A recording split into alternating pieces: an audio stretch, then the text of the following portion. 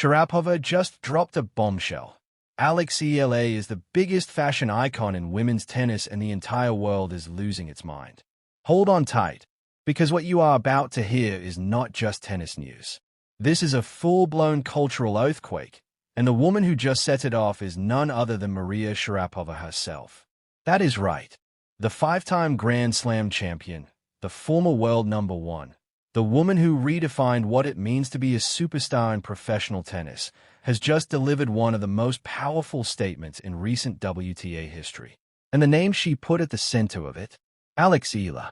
The young Filipina phenom who has been absolutely taking over the tennis world has just been declared, by one of the greatest players to ever pick up a racket, as the single biggest fashion icon in women's tennis today. Not just a rising star, not just a promising prospect, a flat-out icon. And when Maria Sharapova says something like that, you do not scroll past it. You stop. You listen. Because this woman has lived it, breathed it, and earned a right to say it like nobody else on this planet. Let us set the scene, because context here is absolutely everything. Maria Sharapova is not someone who throws superlatives around carelessly. This is a woman who spent over a decade at the very top of the sport, winning Wimbledon as a teenage sensation, climbing to the world number one ranking, and simultaneously building one of the most recognized and respected brands in the history of professional sports. She was not just a tennis player. She was a movement. She graced the covers of the most prestigious fashion magazines in the world while holding a Grand Slam trophy in her other hand. She understood, better than almost anyone who has ever worn a tennis dress, what it truly means to carry a sport on your shoulders while the entire world watches your every move. So when Maria Sharapova looks at a 20-year-old girl from the Philippines and says she is the biggest fashion icon in women's tennis, those words carry the full weight of a legendary career behind them. This is not empty praise. This is recognition from someone who has walked that exact road, felt that exact pressure, and knows precisely what the threshold of true cultural stardom looks like. And Sharapova was not vague about it. She was direct, she was confident, and she was compelling. She said that Eala, with a massive and rapidly growing global following and her undeniable personal presence, has completely transformed the way the world looks at women's tennis. According to Sharapova, Eala does not merely play the game. She transcends it. She brings something to the table that goes far beyond serves and backhands. She has the magnetism, the personal style, and the cultural weight to command attention in rooms that have absolutely nothing to do with the tennis court. And Sharapova made one thing crystal clear as she spoke about the young Filipino star. This is no longer just about tennis. This is about culture. This is about a generation. And Eala is the one carrying all of that on her shoulders right now. The timing of Sharapova's declaration was not accidental, and that is something worth paying very close attention to. It came in direct response to Eala's stunning appearance at the Stuttgart tournament opening ceremony, where the young Filipina stepped out in an outfit that stopped conversations in every corner of the tennis and fashion world simultaneously. The moment she appeared, cameras could not stop pointing at her. The images spread across social media within hours. Fashion pages that normally cover runway shows and celebrity galas were sharing those photos with breathless enthusiasm. Fans from the Philippines, from across Asia, and from every corner of the globe reacted with genuine awe. And perhaps most importantly of all, the industry took notice in a very serious, very intentional way. Sam Querrey, the former world number 11, asked the question directly on the Nothing Major podcast. He asked his co-host whether Eala was the biggest draw in women's tennis on the entire planet, whether she was bigger than Sabalenka, whether she was bigger than Coco Gauff. Steve Johnson did not pause. He did not hedge. He said yes. One word. Unqualified. And when Johnson says something like that, you listen, because he is not a commentator paid to generate controversy. He spent years on the ATP Tour. He knows what genuine crowd magnetism looks and feels like from the inside. His assessment carries weight that a social media hot take simply cannot touch. John Isner reinforced it from a different angle entirely. He pointed to the untapped scale of the Philippine market, a nation that had never previously had a genuine elite-level star in women's tennis, a population that had been waiting decades for precisely this moment. He said flatly that they finally have a star, and that the energy accompanying that cannot be replicated by any single country's established fan base. Sabalenka has Belarus behind her. Gaf is the United States. Swiatek draws Poland. Eala draws 100 million people who have been waiting for this for generations. That is the arithmetic that made the establishment go quiet. The numbers backed every word of it.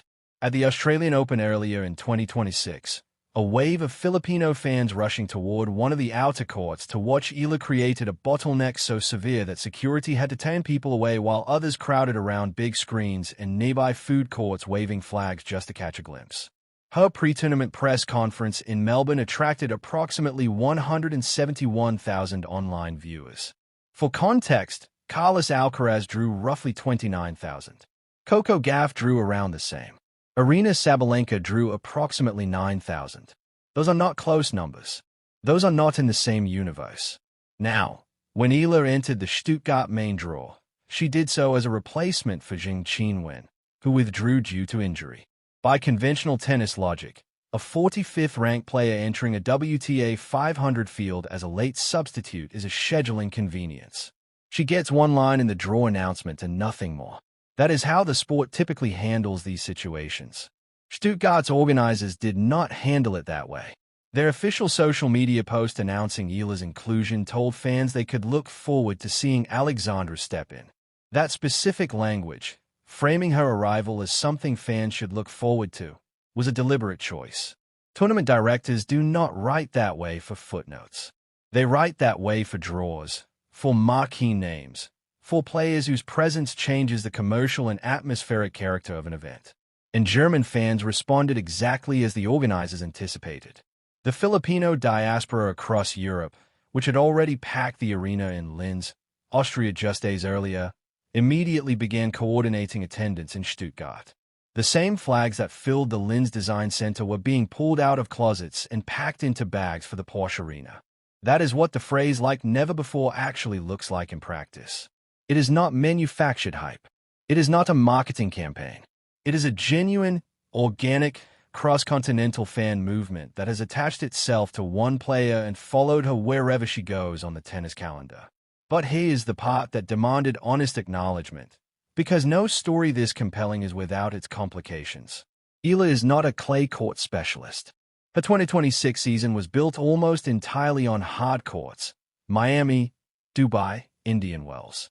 Clay is a fundamentally different conversation, and her early clay season results made that plain. In Linz, she opened with a controlled win over Austrian top seed Julia Grabher, then ran into Jelena Ostapenko in round 2. Eala led 4-2 in the first set. She led 5-1 in the second, and she still lost 6-4, 7-5. The defending Stuttgart champion solved the puzzle on clay, and Ostapenko was now in the Stuttgart draw as well, carrying a fresh psychological edge and the memory of having neutralized what Eala does best. Eala herself addressed the physical reality of competing on clay against bigger, more powerful opponents. In an interview during the WTA's coverage of her season, she said with disarming self-awareness that everything she does is essentially preparation for opponents who are bigger and stronger, and that she is still in the process of getting there. That kind of honesty is genuinely rare at 20 years old. But self-awareness, no matter how admirable, does not win points on indoor clay against Grand Slam champions. Results do that. And Stuttgart was the moment where the results either needed to follow the narrative or deliver the sport's favorite lesson about perfectly written stories. The draw Eala walked into in Germany was not gentle. Elena Rybakina was seeded first. Coco Gauff was seeded second. Iga Swiatek third. Ostapenko was there as the defending champion. Jasmine Polini, Mira Andreeva, Carolina Muchova. The field was exactly what you would expect from one of the marquee clay court events on the pre-Roland Garros swing. Every single match represented a potential statement. Every single win would have reverberated far beyond the scoreline. And then came Leylah Fernandez, world number 25, a player with Grand Slam final experience and genuine clay court credentials, a player with Filipina heritage through her mother, making the matchup one of the most emotionally laid first-round draws the tournament could have produced. The storyline was extraordinary, Two players with Filipino roots meeting on German clay in front of a crowd already buzzing with diaspora energy. The atmosphere heading into that match was unlike anything the Porsche Arena had seen for an opening round encounter. The match itself was decisive and direct. Fernandez controlled it from the very first game, taking the opening set 6-1 and closing out the second 6-4. Eala dropped to an early deficit in the first set and could never find the rhythm that makes her dangerous on faster surfaces. Her serve, which generated only 2 aces against 6 double faults, struggled on the clay. Fernandez converted 4 of 8 break point opportunities.